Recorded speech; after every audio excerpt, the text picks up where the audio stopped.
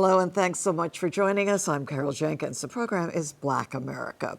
My guest today is Patricia J. Williams, James Dorr Professor of Law Emerita at Columbia Law School, recipient of several honorary doctorates. She's a MacArthur Fellow Genius, and she's currently the Distinguished Professor of Law and Humanities at Northeastern University School of Law, and the author of several books, including The Miracle of the Black Leg, Notes on Race, Human Bodies, and the Spirit of the Law.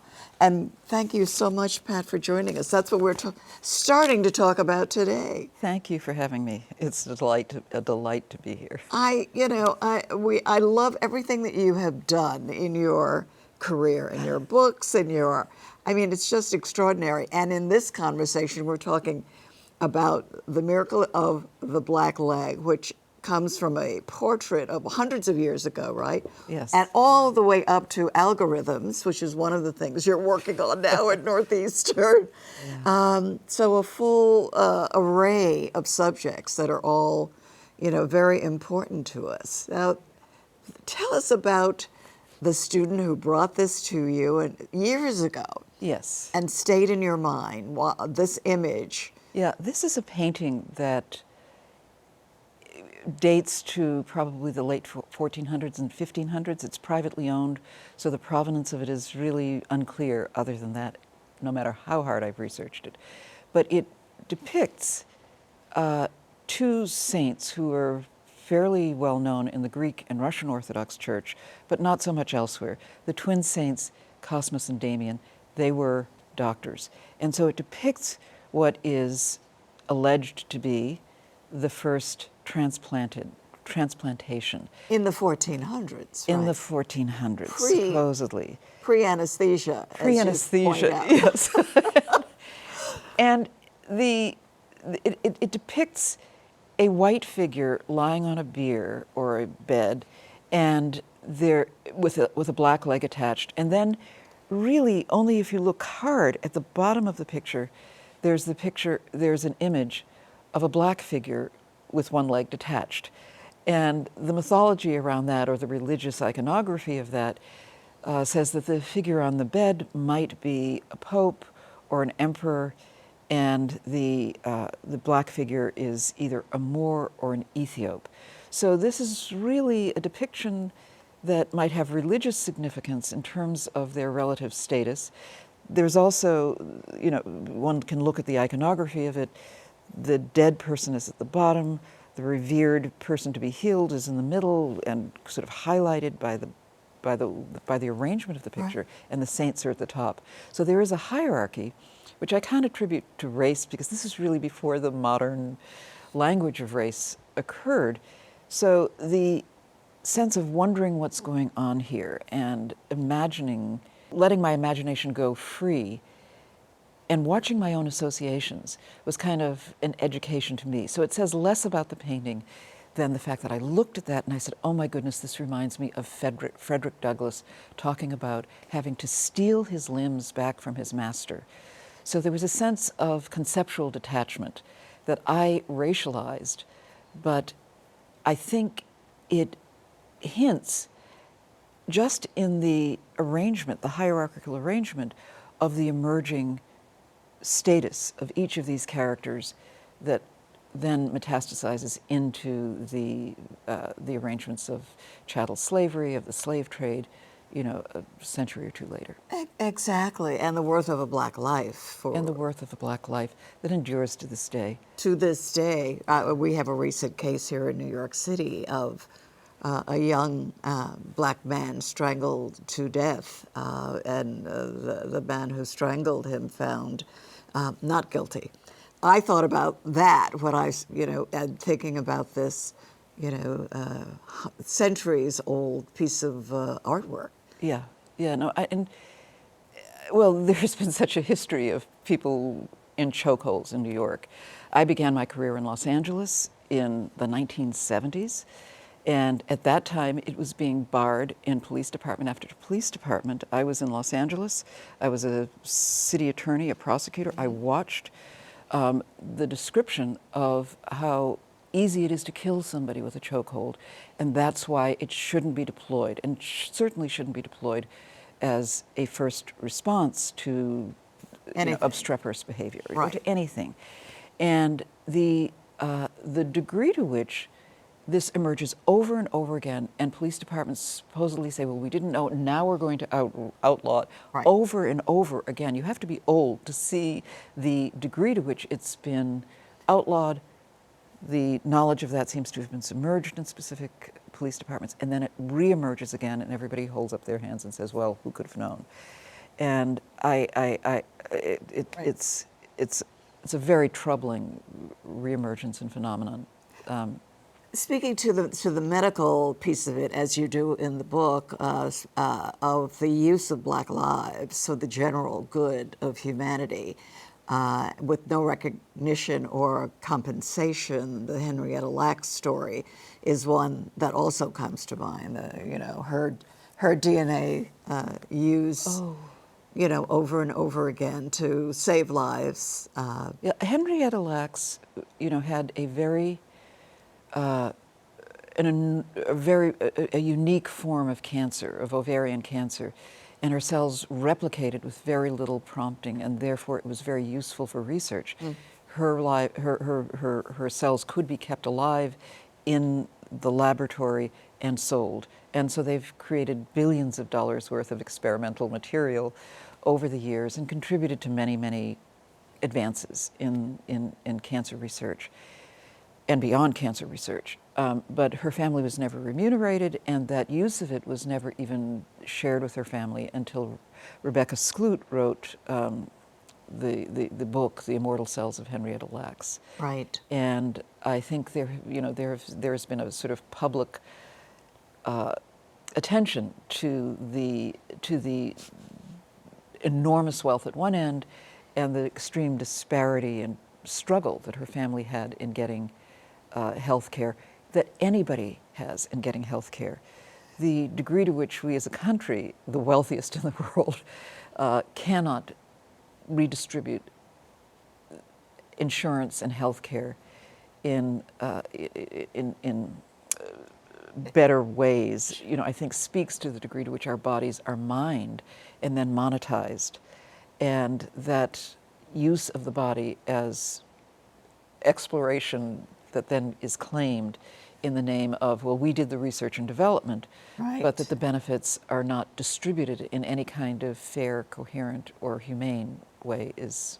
Right. Well, anybody who has looked at their the bills that they may receive from Medicare or whatever, and they see what is actually being charged for relatively what we assume to be relatively now routine, procedures for one thing, and then insurance companies failing or refusing to cover them for another. We have the incident of the young man who shot an insurance company CEO in the back, and he's being worshipped by some.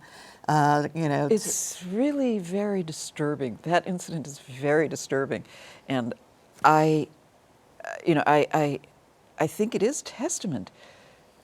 It was surprising to me the sort of lava of heroicizing of this young man who planned it, who did a very intentional killing.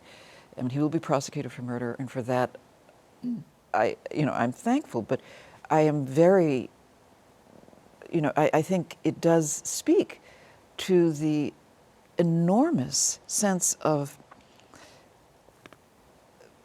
bodies being mined for, because it isn't just it is not just about the insurance industry. It's about the fact that we give our blood and our genes and for experimentation, and depending upon whether or not we're doing ancestry tracking, we're actually paying, but we're giving them an asset, which is the experimental material of our genetic composition. And I think that the narrative that allows us to contribute to billion-dollar operations, and then what we get back is Right. A mythology about our ancestry. But in fact, what it's being used for is assays for the treatment for potential treatments at any rate. And we really need to be very clear about that. But what surprises me about the Luigi Mangione case, the young man who is being hopefully prosecuted for murder, but the response to it is that people clearly feel how victimized they've been by health insurance companies, but we didn't vote, or we don't talk about things like Obamacare or universal health care or single, we don't talk about a Canadian system or a European system as anything but socialism, and socialism must be barred at all costs. But it feels like the costliness and the anger underlying the inaccessibility of basic public health is a paradox in the instance of that. Right, well, a real paradox. Right, it is. And another story that you talk about in the book, and again, it's this idea of who possesses it, is a gentleman who's named John Wood, who's, talk to us about that. I mean, it's again, another part of a body. Oh yeah, this is an interesting case. A young man, and there's actually a wonderful little film on I think it's available on Amazon. Right. Somewhere you can stream it somewhere. Let me. Right. Right. But it's called Finders Keepers. It's a very short film, but it's about a man who lost his leg in a plane crash, and for some reason he wanted to be buried whole, and so when his leg was cut off, he actually took it back from the hospital. He embalmed it himself. This is a little bit of a kind of Southern Gothic story. Right. And then he fell on hard times, so he wrapped it up, and to protect it even further, he put it in one of those Weber grills. He put it in the smoker section of it. Oh my gosh. And then he put it in a storage locker. Right. And then he fell on even harder times, and his storage locker went to something like Storage Wars, and the contents were sold. And so another man purchased the contents of that. And once he went to the police and discovered that it wasn't, a mutilation or a hacked up body part, he, John Wood, the man whose leg had been amputated, said, "I'd like it back, please." And the second man, named Shannon Wisnett, said, "Nope, sorry. I am a purchaser for value in contract." And I'm a contract teacher, so this is a particularly interesting case. And Right. And he said, "I have a Halloween exhibit, and I'm going to hang it. And I'll charge $10 for adults, $5 for children," or something like that. And John Wood said, "No, it's my leg." So it put the question of possession, of bodily possession into question. And for me, it was, this may be abstract for anybody but a contracts professor. But I've got to come and sit in on one of your classes, But it really highlighted the difference in discourse, the difference Right. in valuation between contract and why we don't buy and sell, supposedly. We do, but nevertheless, we don't really use the language of contract for selling body parts, but rather our bodies exist in the sphere of constitutional discourse, which is that they are priceless. We talk about integrity of the body, and that means our bodies are not currency. When we put our bodies into contract, they are currency in precisely the same way they were in chattel slavery. I mean, that you could use a body for, as collateral on a loan, that sort of thing. And so this leg entered that kind of discourse of valuation. And for me, this is fascinating because, to some degree, this is what we're dealing with in terms of how we are figuring out how to talk about things like frozen embryos and fetal material. Is this, which only a few years ago, fetal material after a miscarriage, for example, was considered medical waste. Now it's considered in some courts, in very religious terms, as the equivalent of a full-blown human being. life. Right. And so as we sort this out, the question of possession and also autonomy, the autonomy of bodies, and the way in which we extend not just civic regard, but the dignity of the body is very vexed at this moment. And there's a tension between sort of religious fundamentals on the one hand and questions of respect, almost funerary regard for the handling of bodies, whether they are alive or not. That as a legal matter, I find just very intriguing. I know. Again, as I say, Yeah. I've got to come to your classes. We all need to sign up, I mean, to get, because you're right. Not only are they legal discussions, they're also hot button issues in terms of things that we have been voting for or not. As you were saying earlier, there's a way to address, all of these things if we fully and deeply understand. And the ethics Right. of where we begin and end, Right. not just as bodies but as minds, and that's certainly coming up with things like, the fight around AI Right. and whether or Which not, you're doing at Northeastern. You're actually, well, I'm involved in the ethical debates. I'm not doing Not- the mathematics of. but of the that. ethical debate. The ethical of- debate is certainly part of what I think we ought to be sorting out before this goes into wide use, but instead it's just becoming a fact of life. Somebody compared it to electricity. Well, it's like electricity, therefore we're going to use it. I think we need a greater sense of caution because.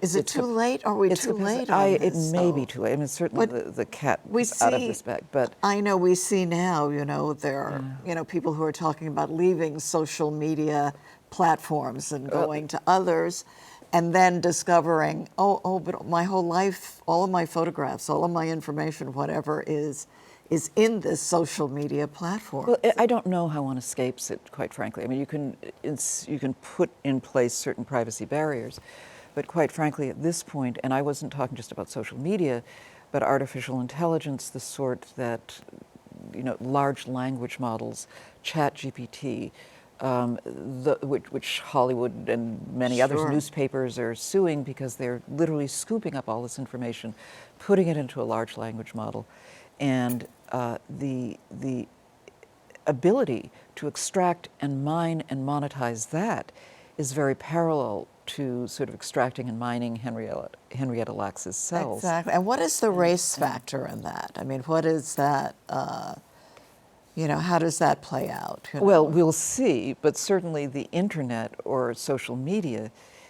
does tend to norm conversations and then produce, and then nudge you into sort of hellholes of people who think exactly like you do. And so I think that there's not just a racial factor, there's a categorical factor that makes us begin to have conversations that are more and more isolating, even as they make us feel as though we're more and more in community. But those communities become more and more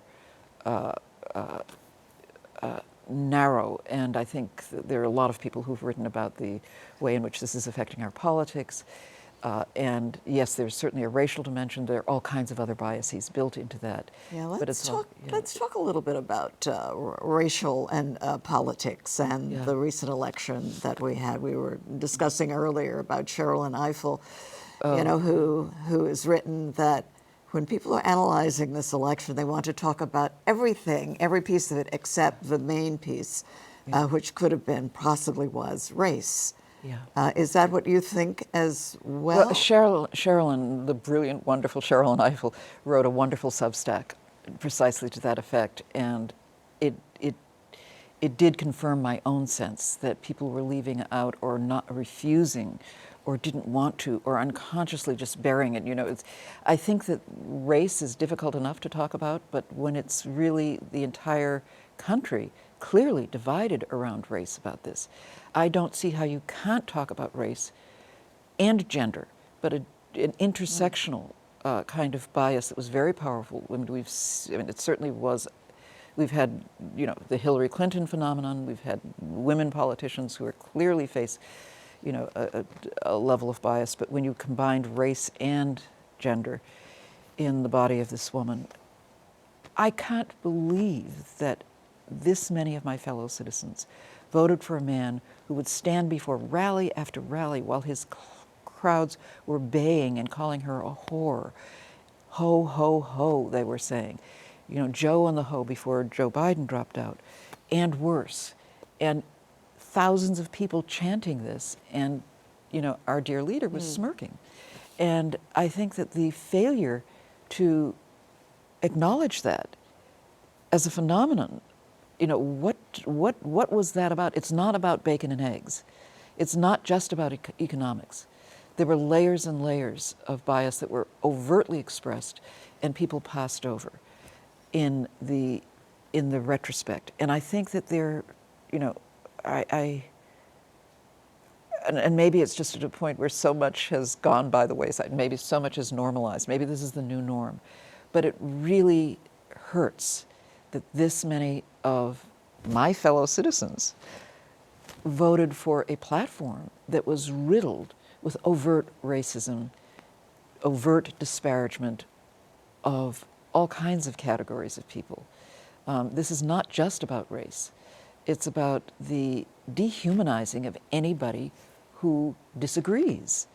And that's a component of racism, but this seems like it's beyond that, and that worries me terribly for how we return the humanity to a governance system that, again, is supposedly dedicated to, justice for the people, of the people, and, we the people. I am part of that we. Right, I'm not right, them. right. I am we. Let's talk. I was telling you that I was recently at the Derek Bell lecture at NYU, the famous, known as the father of critical race theory, and he was a professor of yours and actually a mentor, encouraged you to go into teaching. To go into to keep teaching and to go writing. into writing. And where we are now in terms of what is called critical race theory, anti-DEI in this country. Your thoughts on what would Derek Bell say about our country? And I don't know what Derek Bell would say. I mean, Derek Bell was, he was somebody that I so loved jousting and talking with, but he was a richly complex man. And one of the things that I most appreciated about him was that he always wanted to hear, because there were so few women when I was in law school. Right. He gave voice to the very few women. That were only 8% of the class at that Right. time, women. And, And he famously refused, Yes. stopped teaching at Harvard because he a did. woman. They didn't. He wanted to. He wanted the hiring of a Right, black woman, right. which turned out to be Lonnie Guinier, who was the first black woman hired by Harvard. Right. But he was a very generous soul, so I think he'd be heartbroken. But that's too easy. I really do think that I didn't anticipate, and I can't say whether he didn't anticipate, because he was actually. He was much more of a realist than I think. I was a happy Right. optimist until fairly recently. Right. And what's happened with critical race theory is something quite malicious, because Christopher Rufo, the Manhattan Institute, and then the uptake by the entire Republican Party Christopher Rufo said it very clearly, though, we want to take critical race theory, we want to evacuate, literally excavate its meaning, and associate it. We will rebrand it. He used the word, we will rebrand it, and we will sweep into that category everything that Americans hate. So it's a purposeful bit of propaganda that is quite Orwellian. And it is, so it's been used in this way, but in its original, in your concept in its of it. original sense, it was a commentary, that those of us who were sitting, for example, in a contracts class, and you get an example that, when Kunta Kinte's master cut off his foot, what were the tax complications? That some of us said, maybe you want to think about, the fact that some of us, are related to Kunta Kinte. Right. Or, that Just the cutting is the thing that needs yes, to be. So it was an inclusion of material that people, in good faith, I think, frequently, simply had never thought about. And so when you had the first class of any numbers of African Americans, and when you had the first class of women, that, you can't simply say that, it's okay to say we're going to have the reasonable man standard, and part of what a reasonable man is that in the heat of passion you can kill your wife when she cheats on you. That these were old defenses, and they were Right. defenses when I was in law school. So this encounter with correcting and providing a voice for an alternative sense of inclusion is the heart of what critical race theory is. It's about looking at the architecture of the law of property in the body that was chattel slavery, and looking about how that architecture may still inflect relationships that are not slavery. We wouldn't call them slavery, but nevertheless devalue other aspects of the human. And now seeing that it is apparently in many ways successfully transferred into this. It's an epithet. It's anything anybody hates. And that's impossible to respond to. And it's unleashed this sort of invective, and you become enemies of the people when you're associated with it. It's an excuse for taking books out of the curriculum. What's the way back to this, though? We close, give us the. I think that if you're tempted to use critical race theory, CRT, as an epithet, or not to read something, you need to read it before you condemn it. You know, we can be open to critique, but you can't simply take out Anne Frank, Toni Morrison, and the entire history of the women's movement because somebody told you to, or because the use of that term has become a handy epithet precisely because it's a complicated academic subject that nobody has really studied. Study it. Study the world before they stop printing it. before all the libraries are evacuated. I know. Well, this has been such a pleasure. Thank you so much for being with us today. Oh, it was an absolute joy for me. Thank you. Thank you so much for having me. And please pick up a copy of this book, The Miracle of the Black Leg, Notes on Race, Human Bodies, and the Spirit of the Law. You know, as you can see, something that we absolutely need to understand and pay attention to. Patricia Williams, thank you. Thank you. And thanks to you out there for joining us as well. I'm Carol Jenkins. The program is Black America, and we'll see you the next time. And now you can download the CUNY TV app in your Apple Store or in Google Play and find us there.